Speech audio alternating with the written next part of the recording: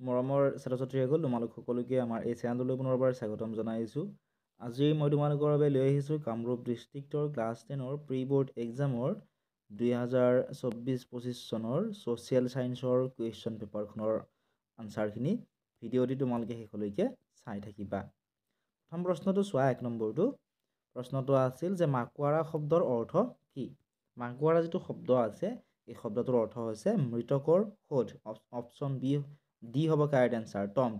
ঠিক আছে, তোমালোকৰ যদিহে কোনো ডিষ্ট্ৰিক্টৰ কুৱেশ্যন পেপাৰৰ আনচাৰ কৰি দিব লাগে, এতিয়াই তোমালোকে স্ক্ৰীণত দেখা হোৱাটছএপ নাম্বাৰটোত কুৱেশ্যন পেপাৰখন পঠিয়াই দিয়া, মই আনচাৰখিনি তোমালোকক কৰি দিবলৈ চেষ্টা কৰিম। আৰু যিসকল ছাত্ৰ ছাত্ৰীক কুৱেশ্যন পেপাৰসমূহ লাগে, এতিয়াই তোমালোকে ডেছক্ৰিপশ্যনত দিয়া লিংকসমূহত ক্লিক কৰি ক্লাছ 10ৰ WhatsApp channel, Facebook page, Telegram channel আদিসমূহত ফ'ল' কৰি ল'বা। তাত তোমালোকে কুৱেশ্যন পেপাৰসমূহ পাবা। 2 নম্বৰ প্ৰশ্ন আছিল যে ৰায়ত সভাৰ উদ্দেশ্যবোৰ আছিল। ৰায়ত সভাৰ উদ্দেশ্যবোৰ কি কি আছিলে আমাক সুধিছে। অপশ্যন এটো চোৱা, গ্ৰেজিং কৰ বন্ধ কৰা, এইটো ৰায়ত সভাৰ উদ্দেশ্য আছিল। ঠিক আছে, এইটো হ'ব কাৰেক্ট এনচাৰ। বি নম্বৰত আছিল ৰিডাকশ্যন অফ লেণ্ড টেক্স, মাটিৰ খাজনা বৃদ্ধি কৰা, এইটো শুদ্ধ। চি নম্বৰত দিছিল to ban the migration of peasants from East Bengal, পূৰ্বৰ বংগৰ পৰা হোৱা প্ৰজনন ৰোধ কৰা, এইটো নহয়। ডি নম্বৰত আছিল কানিৰ প্ৰচলন বন্ধ কৰা। গতিকে ৰায়ত সভাৰ মূল উদ্দেশ্য আছিল এ, বি আৰু ডিত থকাটো। গতিকে অপশ্যন নম্বৰ চি হ'ব কাৰেক্ট এনচাৰ। ঠিক আছে, নেক্সট প্ৰশ্নটো চোৱা, 3 নম্বৰ। Give the correct answer by matching the following folk dance with their communities. তলত দিয়া লোকনৃত্যসমূহ সঠিকভাৱে জনগোষ্ঠীৰ লগত মিলাই শুদ্ধ উত্তৰটো বাচিব দিছে। এতিয়া আমি যদি শুদ্ধ উত্তৰটো বাচোঁ ইয়াৰ পৰা, কুৱেশ্যন নম্বৰ 3ৰ যিটো প্ৰথমতে আছে ৰাভা, ৰাভাটো মিলিব 2 নম্বৰটোৰ লগত। ঠিক আছে, ফাৰকান্তি। বড়োটো মিলিব প্ৰথমটোৰ লগত, বাগুৰুম্বা। দৰঙীটো মিলিব 4 নম্বৰটোৰ লগত, ঢেপাঢুলীয়া। আৰু নামনি অসমটো মিলিব ভোৰতাল নৃত্যৰ লগত। গতিকে এনেদৰে যদি মিলাওঁ আমি, অপশ্যন চি হ'ব কাৰেক্ট এনচাৰ, কুৱেশ্যন নম্বৰ 3। ঠিক আছে, নেক্সট প্ৰশ্নটো চোৱা, প্ৰশ্ন নম্বৰ 4। তলত বাক্যসমূহ পঢ়ি অসমলৈ অহা সঠিক জনশ্ৰুতটো চিনাক্ত কৰা।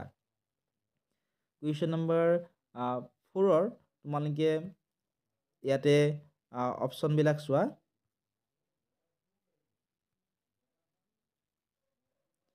ইয়াতে কি দিছিলে যে তেওঁলোক হিন্দু আৰ্য মূলৰ ভাষা কৈছিল। অসমত হিন্দু জনসংখ্যাৰ এক বৃহৎ অংশ তেওঁলোকে প্ৰতিনিধিত্ব কৰে। প্ৰথমতে এওঁলোকে স্থানীয় ৰজাৰ পৃষ্ঠপোষকতাত অসমলৈ আহিছিল। তাৰপিছত দিছে এওঁলোকে গংগা সমভূমি অঞ্চলৰ পৰা অসমলৈ আহিছিল। গতিকে ইয়াতে যদি আমি মিলাওঁ, এই প্ৰশ্নটোৰ যিটো শুদ্ধ উত্তৰ 4 নম্বৰ প্ৰশ্নৰ, এইটো বি নম্বৰটো হ'ব শুদ্ধ উত্তৰ। ঠিক আছে, হিন্দু আৰ্য মূলৰ ইছলাম ধৰ্মাৱলম্বী লোকসকল।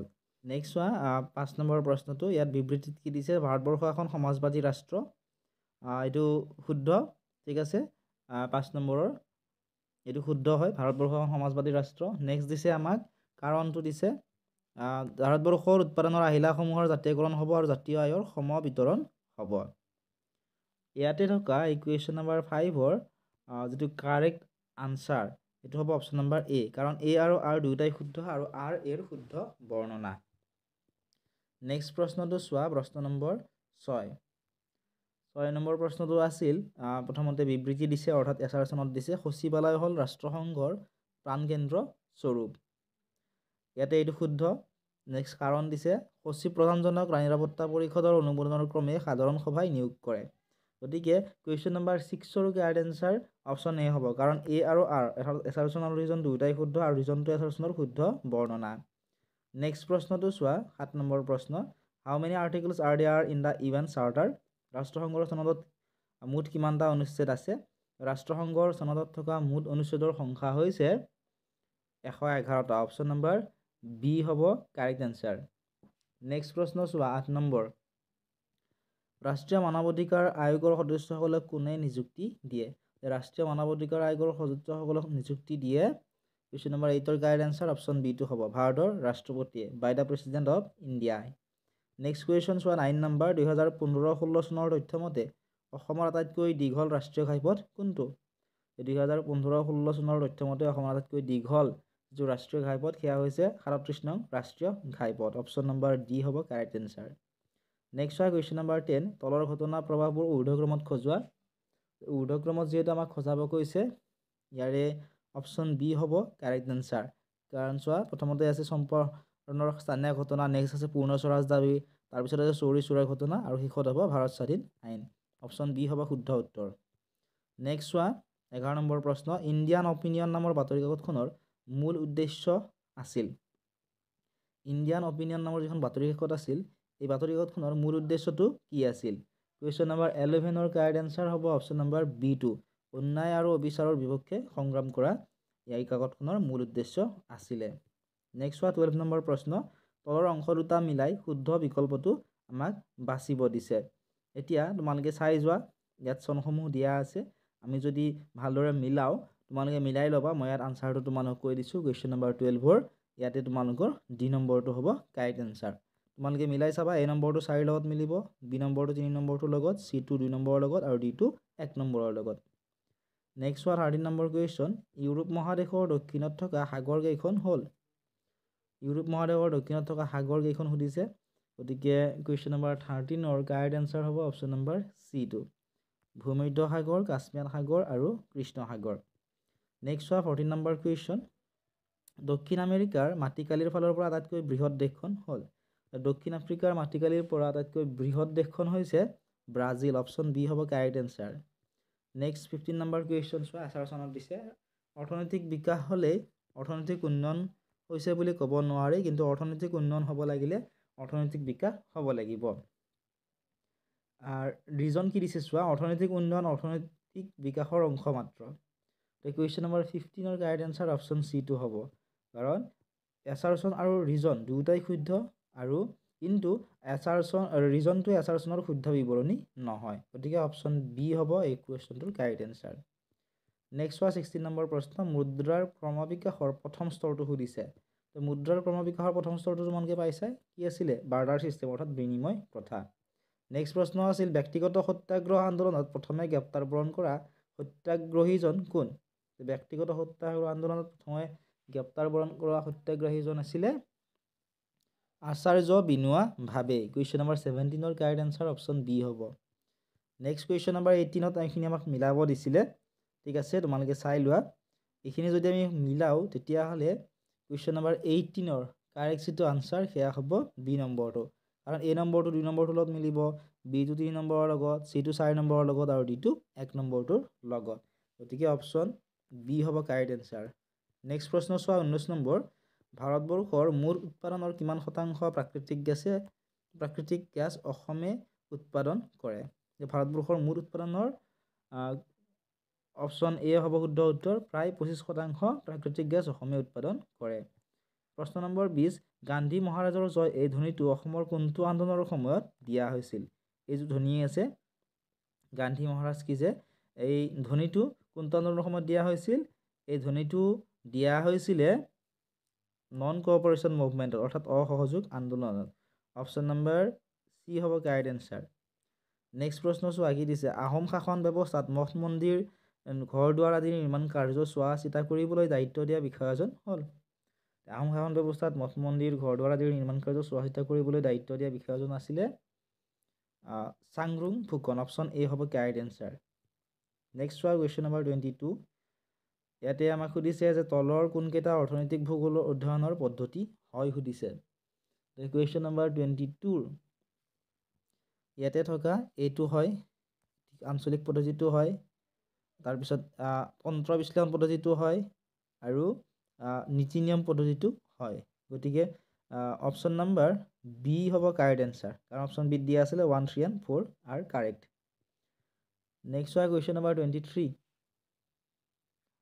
কুৱেশ্যনটো আছিল ৰাষ্ট্ৰসংঘৰ বৃহত্তম অংগটো কি ৰাষ্ট্ৰসংঘৰ যিটো বৃহত্তম অংগ সেয়া হৈছে সাধাৰণ সভা অপশ্যন এ হ'ব কাৰেক্ট এনসাৰ নেক্সট প্ৰশ্ন চোৱা 24 নম্বৰ প্ৰশ্নটো তলৰ কোনজন ব্যক্তিয়ে আহোম সভা প্ৰতিষ্ঠা কৰে আহোম সভা প্ৰতিষ্ঠা কোনে কৰিছিল পদ্মনাথ গোহাঁই বৰুৱাই পদ্মনাথ গোহাঁই বৰুৱাই ছবিকেইটাৰ ভিতৰত কোনজন হয় 4 নম্বৰত থকাজন গতিকে এই কুৱেশ্যনটোৰ কাৰেক্ট এনসাৰ অপশ্যন ডি হ'ব নেক্সট হোৱা কুৱেশ্যন নম্বৰ 25 এটা বিত্তীয় বৰ্ষত দেশ এখনত উৎপাদন হোৱা মুঠ সামগ্ৰীৰ মুদ্ৰাগত মূল্য হৈছে এটা বিত্তীয় বৰ্ষত দেশ এখনত উৎপাদন হোৱা মুঠ সামগ্ৰীৰ মুদ্ৰাগত মূল্যই হৈছে জাতীয় আয়, নেশ্যনেল ইনকাম। অপশ্যন ডি হ'ব কাৰেক্ট এনচাৰ। কুৱেশ্যন নম্বৰ 26, মহাদেশীয় বিস্থাপন সূত্ৰ সম্পৰ্কে তলৰ তথ্যসমূহৰ সত্যতা নিৰূপণ কৰা। নেক্সট চোৱা কুৱেশ্যন নম্বৰ 27। কুৱেশ্যনটো আছিল মুঠ সৌৰশক্তিৰ 19% বায়ুমণ্ডলে শুহি লয় আৰু বাকী 51% শক্তি পৃথিৱীয়ে বাষ্পীভৱন আদিৰ যোগেদি পুনৰ বায়ুমণ্ডললৈ এৰি দিয়ে, ইয়াক কি বুলি কোৱা হয়? কুৱেশ্যন নম্বৰ 27ৰ কাৰেক্ট এনচাৰ হ'ব গ্ল'বেল ৱাৰ্মিং, গোলকীয় উত্তাপ বুলি কোৱা হয়। কুৱেশ্যন নম্বৰ 28, ইয়াত এখন ছবি দিছে। এই ছবিখনত দিয়া কাৰকটোৱে 1951 চনত বায়ুত 15-20 নিযুত টন কি গেছ নিৰ্গত কৰিছিল সুধিছে। এই ছবিখন তোমালোকে ভালদৰে চোৱা। এইখন হৈছে ছবিখন, ঠিক আছে। তোমালোকে PDF-টো চালে ভালদৰে দেখা পাবা, ইয়াত হয়তো ভালদৰে চিনি নাপাবা। এই যিটো প্ৰশ্ন আছিল, প্ৰশ্ন নম্বৰ 28, ইয়াৰে শুদ্ধ উত্তৰটি হৈছে অপশ্যন নম্বৰ বিত থকাটো ছালফাৰ ডাই অক্সাইড গেছ। নেক্সট চোৱা প্ৰশ্ন নম্বৰ 29। ইয়াত এছাৰচন দিছিলে যে ব্ৰিটিছ চৰকাৰৰ মুদ্ৰা অৰ্থনীতিয়ে অসমৰ সৰ্বসাধাৰণ মানুহৰ মনত তীব্ৰ অসন্তুষ্টিৰ সৃষ্টি কৰিছিল। এইটো শুদ্ধ হয়। ৰিজন দিছিল তেওঁলোকে ভূমি ৰাজহ চৰকাৰক দিবলৈ বাধ্য হৈছিল। এইটোও শুদ্ধ। গতিকে এছাৰচন আৰু ৰিজন উভয়ে শুদ্ধ, আৰু ৰিজনটো হৈছে এছাৰচনৰ শুদ্ধ বিৱৰণী। অপশ্যন ডি, ইয়াত চি হ'ব লাগিছিল, ইয়াত টাইপ কৰোঁতে ভুল হৈ গ'ল, ঠিক আছে। এইটো হ'ব C correct answer. Next 30 number কুৱেশ্যনটো তলৰ বাক্যকেইটা পঢ়ি সঠিক চৰকাৰৰ পদ্ধতিটো চিনাক্ত কৰা। ইয়াত তোমালোকে চোৱা বাক্যকেইটা দিয়া আছে, ধুনীয়াকৈ পঢ়ি ল'বা। তাৰপিছত এইকেইটা আমাক অপশ্যন দিয়া আছে, এইটো আমাক সুধিছে, ঠিক আছে। কুৱেশ্যন নম্বৰ 32ৰ যিটো কাৰেক্ট আনচাৰ সেয়া হ'ব অপশ্যন নম্বৰ 8 থকাটো সংসদীয় গণতন্ত্ৰ। নেক্সট চোৱা কুৱেশ্যন নম্বৰ 31। কুৱেশ্যনটো আছিল যে 1905 চনৰ কোন তাৰিখে বংগ বিভাজন কাৰ্যকৰী হৈছিল? 1905 চনৰ 16 অক্টোবৰ তাৰিখে বংগ বিভাজন কাৰ্যনীখন কাৰ্যকৰী কৰা হৈছিলে। কুৱেশ্যন নম্বৰ 32, যি মুদ্ৰাৰ গ্ৰহণযোগ্যতা বিধিসন্মত এনে মুদ্ৰা গ্ৰহণ কৰিবলৈ আপত্তি দৰ্শোৱাজনে আইনমতে দণ্ডনীয় হ'ব, সেই মুদ্ৰা কি বুলি কোৱা হয়? 32ৰ কাৰেক্ট এনচাৰ হ'ব অপশ্যন নম্বৰ বিত থকাটো, ঠিক আছে। 32ৰ কাৰেক্ট এনচাৰ অপশ্যন এ হ'ব, লিগেল টেণ্ডাৰ, মানে বিহিত মুদ্ৰা বুলি কোৱা হয়। কুৱেশ্যন নম্বৰ 33, এখন দেশৰ অৰ্থনৈতিক উন্নয়নৰ গতি আৰু দিশ নিৰ্ণয় কৰাটোৱেই অৰ্থনৈতিক ভূগোলৰ মূল উদ্দেশ্য, এনেদৰে কোনে কৈছিল আমাক সুধিছে। কুৱেশ্যন নম্বৰ 33ৰ কাৰেক্ট আনচাৰ হ'ব অপশ্যন নম্বৰ D2, ঠিক আছে। ইয়াত PDF-টোত মোৰ অলপমান ওলট পালট হৈ গ'ল, তোমালোকৰ লগত যদি PDF-টো আছে তোমালোকে মিলাই চাবা। ইয়াতে ডি হ'ব কাৰেক্ট এনচাৰ, জৰ্জ চিজহোম হ'ব, ঠিক আছে। নেক্সট প্ৰশ্নটো চোৱা, প্ৰশ্ন নম্বৰ 36। ইয়াতে আমাক কি কৈছে, এইখিনি মিলাব দিছে, সঠিকভাৱে আমাক মিলাব দিছে।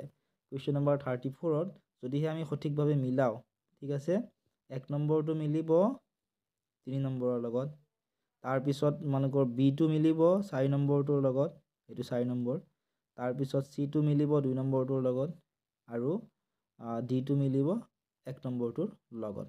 গতিকে এনেদৰে মিলালে অপশ্যন ডি আমি শুদ্ধ পাম, ঠিক আছে। নেক্সট প্ৰশ্নটো চোৱা, তলৰ উক্তিবোৰ চাই শুদ্ধ উত্তৰটো বাছি উলিয়াবলৈ দিছিল। গতিকে উক্তিবোৰ কেইটা চোৱা আৰু শুদ্ধ উত্তৰটো তোমালোকক বাছি উলিয়াবলৈ দিছে। ইয়াত প্ৰথম উক্তিটো কি দিছিল যে 1947 চনৰ জুলাই মাহত ব্ৰিটিছ সংসদে ভাৰত স্বাধীন আইন প্ৰণয়ন কৰিছিল।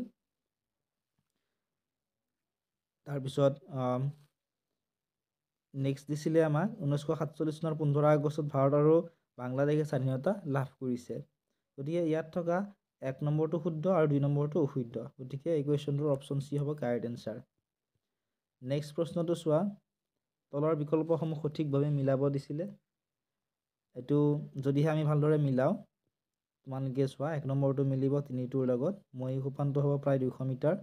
তাৰপিছত বি নম্বৰটো মিলিব 4টোৰ লগত, ঠিক আছে, 4টোৰ লগত মিলিব প্ৰায় 200 মিটাৰ। তাৰপিছত তোমালোকে চোৱা চি নম্বৰটো মিলিব 2টোৰ লগত 4000 মিটাৰ, সমুদ্ৰতলীয় দ্ৰোণী সামুদ্ৰিক খাতটো মিলিব 8000 মিটাৰ। এইটো অপশ্যন চি মিলিব, ঠিক আছে, অপশ্যন চি কাৰেক্ট এনচাৰ হ'ব। নেক্সট প্ৰশ্ন চোৱা, ইয়াত এখন আমাক ছবি দিছে, এই ছবিখনত থকা মহাসাগৰখন চিনাক্ত কৰিব দিছে। গতিকে ছবিখন যদি তোমালোকে ভালদৰে চোৱা, কাৰেক্ট এনচাৰ অপশ্যন চিটো হ'ব। এইখন হৈছে পেচিফিক অচিয়ান, ঠিক আছে, প্ৰশান্ত মহাসাগৰ। নেক্সট 38 নম্বৰ প্ৰশ্ন, বশ্যতামূলক মিত্ৰতা নীতি কোনে প্ৰৱৰ্তন কৰিছিল? বৈশ্যতামূলক মিত্ৰতা নীতি প্ৰৱৰ্তন কৰিছিলে লৰ্ড ৱেলেছলিয়ে। অপশ্যন বি হ'ব কাৰেক্ট এনচাৰ। কুৱেশ্যন নম্বৰ 39 2021 চনত কেন্দ্ৰীয় চৰকাৰৰ মালিকীস্বত্ব থকা চেণ্ট্ৰেল ইলেক্ট্ৰনিক লিমিটেডৰ মালিকীস্বত্ব টাটা গ্ৰুপলৈ হস্তান্তৰ কৰা হয়। এই কাৰ্যটো মূলতঃ কি হয় আমাক সুধিছে। কুৱেশ্যন নম্বৰ 39ৰ কাৰেক্ট এনচাৰটো হ'ব এনেকুৱা ধৰণৰ কাৰ্যক কি বুলি কোৱা হয় প্ৰাইভেটাইজেশ্যন অৰ্থাৎ ব্যক্তিগতকৰণ বুলি কোৱা হয়। Option D correct answer.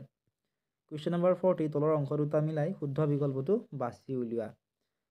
Inak মিলাব দিছে, গতিকে আমি যদি ভালদৰে মিলাওঁ এ নম্বৰটো মিলিব 3টোৰ লগত, মোহিনীঅট্টম কেৰেলা হ'ব।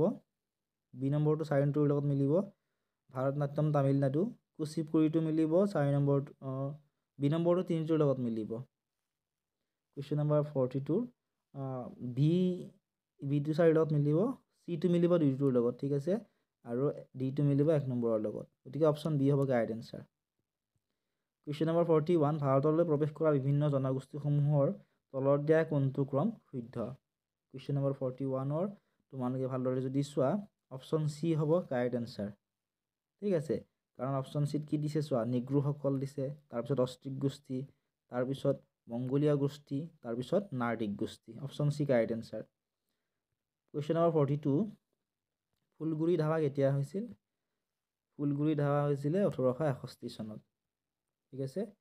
নেক্সট প্ৰশ্নটো তোমালোকে চোৱা প্ৰশ্ন নম্বৰ 43। প্ৰশ্নটো আছিল দক্ষিণ এছীয় আঞ্চলিক সহযোগিতা সংস্থাৰ মুখ্য কাৰ্যালয় ক'ত অৱস্থিত। দক্ষিণ এছীয় আঞ্চলিক সহযোগিতা সংস্থাৰ মুখ্য যিটো কাৰ্যালয় বা হেডকোৱাৰ্টাৰ সেইটো অৱস্থিত কাঠমাণ্ডুত, ঠিক আছে, নেপালৰ কাঠমাণ্ডুত। অপশ্যন বি হ'ব কাৰেক্ট এনচাৰ। কুৱেশ্যন নম্বৰ 44 ইণ্ডোনেছিয়াৰ ৰাজধানী হ'ল। অপশ্যন আছিলে জাকাৰ্টা, ঢাকা, মানামা আৰু কুৱালালামপুৰ। ইয়াৰ উত্তৰটো মই কৈ নিদিওঁ, তোমালোকে কমেণ্ট ছেকশ্যনত জনাবা, নোৱাৰিলে কমেণ্ট কৰিবা, মই আনচাৰটো কমেণ্ট ছেকশ্যনত দি দিম, তাত তোমালোকে চাই ল'বা। নেক্সট হয় কুৱেশ্যন নম্বৰ 50, শেষৰ কুৱেশ্যনটো আছিল যে কামৰূপ মেট্ৰ' জিলাখন কিমান চনৰ লোকপিয়লৰ পিছত গঠিত হৈছিল। কামৰূপ যিখন মেট্ৰ' জিলা আছে, কামৰূপ ৰুৰেল আৰু কামৰূপ মেট্ৰ' আছে, গতিকে কামৰূপ মেট্ৰ' জিলাখন কুৱেশ্যন নম্বৰ 45ৰ কাৰেক্ট এনচাৰ অপশ্যন এইটো হ'ব 2011 চনৰ লোকপিয়লৰ পিছত গঠিত কৰা হৈছিল।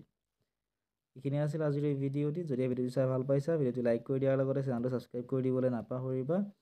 কুৱেশ্যন পেপাৰখিনিৰ PDF তোমালোকে ডেছক্ৰিপশ্যনত দিয়া লিংকসমূহত ক্লিক কৰি ক্লাছ 10ৰ হোৱাটছআপ চেনেলত জইন কৰিলে পাই যাবা। কিবা যদি সুধিবলগীয়া আছে কমেণ্ট ছেকশ্যনত সুধিব পাৰি।